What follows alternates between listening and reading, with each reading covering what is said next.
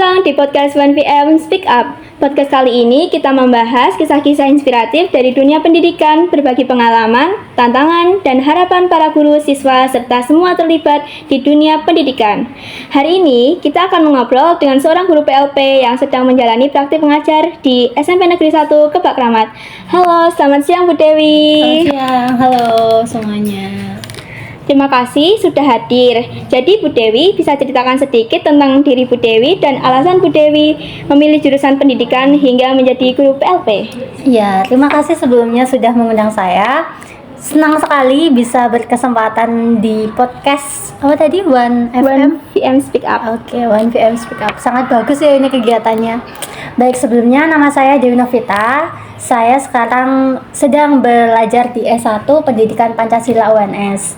Lalu mungkin apa ya alasan saya mau menjadi seorang guru? Ya. Awalnya itu bukan ini passion saya. Di awal itu saya ingin sekali di kedinasan. Tetapi sayangnya saat itu saya belum lolos pada perankingan, sehingga mau tidak mau saya harus mencoba ke jalur yang lain. Lalu saat itu saya ikut SBMPTN, tepatnya di UNS.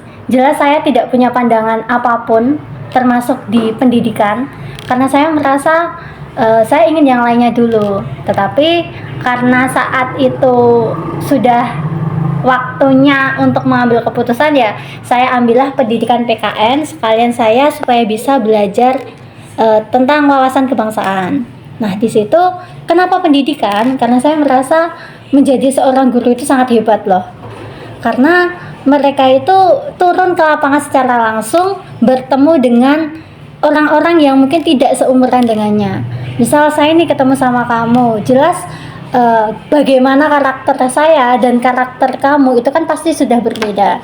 Nah, di situ saya merasa menjadi guru itu sangat hebat, karena ibarat pepatah, guru itu mencegah daripada mengobati. Mencegah dalam artian mungkin sekarang kita melihat banyak kasus kriminalitas. Nah, di sini guru berperan sangat besar dalam rangka pembentukan karakter siswa-siswanya. Di situ guru menjadi garda terdepan dalam rangka menyiapkan nih generasi-generasi yang unggul, berkarakter, memiliki moral dan juga adab yang baik. Selain itu, saya setuju dengan kata-kata bahwasanya guru itu adalah pahlawan tanpa tanda jasa. Karena memang jika dibandingkan dengan kasus sekarang nih, katanya gaji guru itu beginilah, begitulah, simpang siur nasibnya. Nah, disitulah kerelaan, pengorbanan dan juga jiwa kepahlawannya itu diuji di sini. Dan senang sih jadi guru, asik, banyak tantangannya. Wah, itu niat yang luar biasa. Nah, bagaimana rasanya pengalaman mengajar pertama kali di kelas? Ada tantangan atau momen menarik untuk Bu Dewi? Sangat banyak. Walaupun mungkin basicnya saya anaknya emang suka bercanda, suka ketemu sama orang baru. Tapi kalau untuk langsung di depan siswa mengajar, jujur tetap gugup. Bahkan saya itu sempat kayak takut, ini nanti anak-anaknya gimana, baik enggak, bisa menerima saya apa enggak dengan segala kekurangan saya. Lalu mereka bisa tidak diajak asik-asikan atau pas diajak serius juga gitu. Saya takut, sangat takut. Tapi di situ ya itu tadi basic sosial, basic komunikasi juga sama anak-anak. Ternyata bersama kalian itu sangat asik. Di situ saya belajar banyak hal, sangat banyak, di mana saya mencoba untuk mengorganisir diri saya sendiri, juga teman-teman di kelas yang saya bilang tadi tidak seumuran, jadi kan pasti tantangannya lebih besar ya. Ya, itu sih. Bisa diceritakan salah satu momen yang menurut Bu Dewi itu paling berkesan saat mengajar?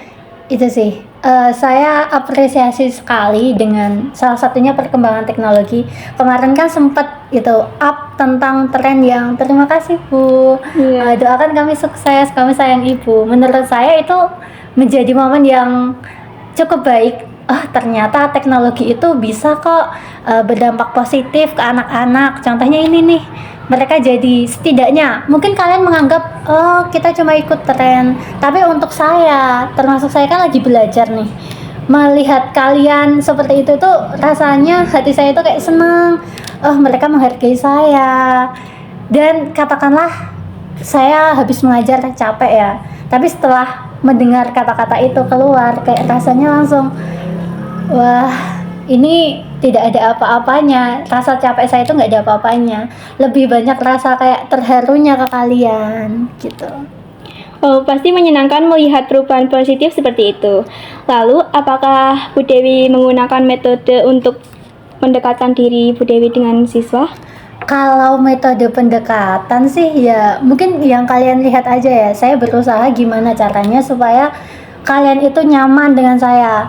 Kalian menganggap saya teman tetapi juga tidak menghilangkan rasa hormat kalian sebagai siswa kepada guru.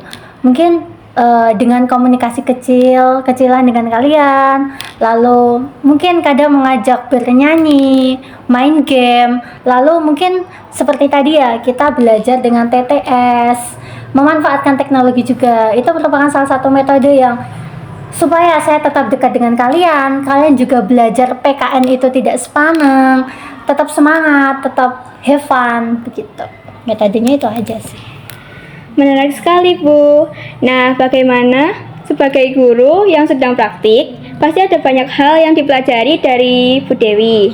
Apa saja yang bisa Bu Dewi pelajari dari PLP ini ya? Iya, PLP ini. Sangat banyak.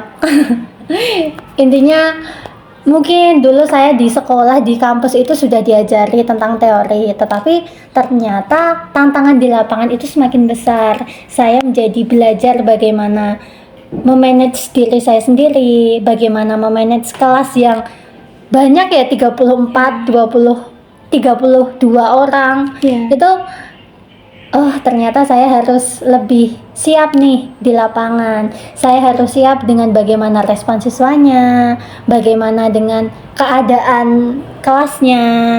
Terus saya juga belajar, ternyata siswa-siswa itu mereka tidak seindividualis itu. Ternyata mereka itu kompak, mereka itu senang dengan metode-metode pembelajaran yang berbeda.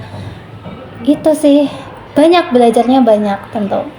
Jadi pengalaman Bu Dewi menjadi PLP ini cukup membantu untuk mempersiapkan Bu Dewi di masa depan ya? Sangat-sangat membantu. Bahkan menurut saya untuk kalian yang berada di jurusan pendidikan tetapi tidak ikut dalam program PLP ini sangat disayangkan sih. Walaupun hanya 3 bulan, tapi menurut saya ini memberikan bekal yang sangat banyak. Karena kalau hanya teori itu ibaratnya kita tidak punya tiang, hanya punya gentengnya saja. Nah di situ pokoknya semuanya apa yang akan kalian hadapi nanti itu semuanya sudah ancang-ancangnya itu udah ada di PLP.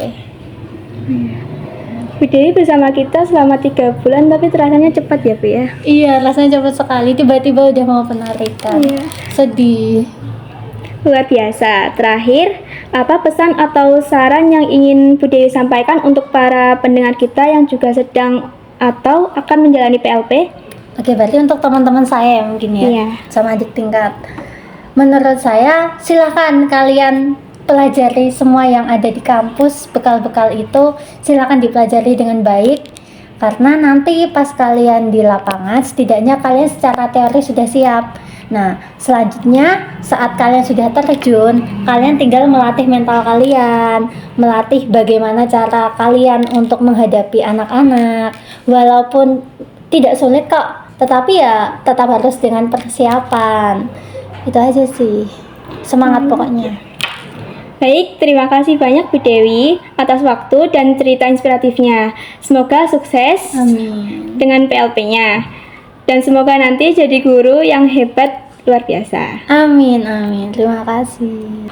Oke teman-teman, demikian episode kita kali ini di podcast 1PM Speak Up. Jangan lupa untuk terus ikuti episode kami selanjutnya. Sampai jumpa di podcast berikutnya dan tetap semangat untuk mencerdaskan bangsa. Terima kasih untuk Bu Dewi. Ya, sama-sama. Bye-bye. Terima kasih.